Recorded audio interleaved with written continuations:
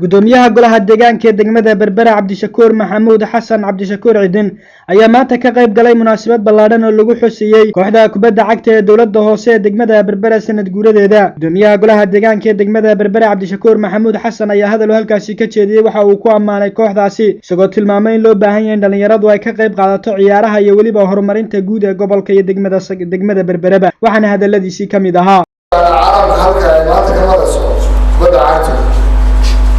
مليونير كستوى حتى قال سنة كبدا راه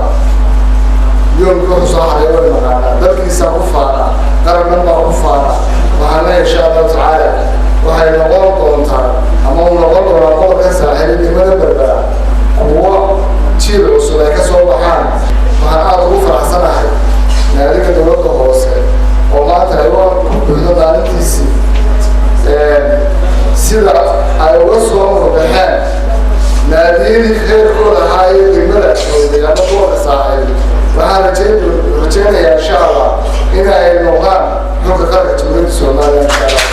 oo kalena waxaa khudbad ka soo jeediyay munaasabadaasi xogayaha fulinta ee dowladda hoose Suhayb Maxamed Cali oo isaguna ka warramay muhiimadda ay ciyaaruhu leeyihiin. waa mid aan la wadaagno dowladda maanta jirta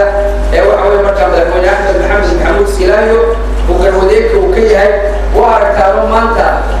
maamulka ka jira gobol waxa weeye dhammaantii waa rag dhalinyaro ah waa dhalinyaro aniga ugu yaro aniga waa dhalinyaro ka mid ah waa موجود سعودي maanta dhalinyarada inaga iskale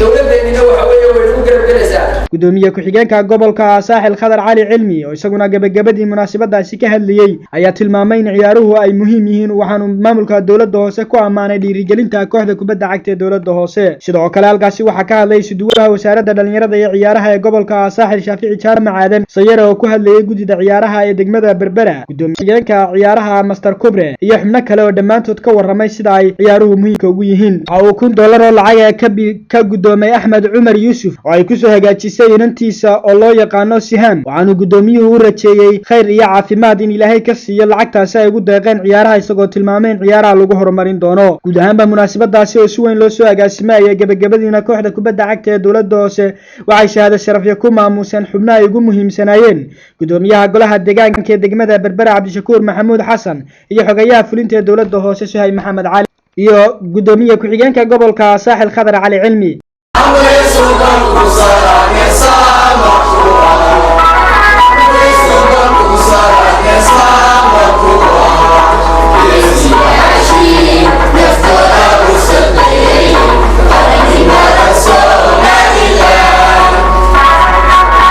Abdikariim Saciid Saalax, Home Cable TV, Berbera.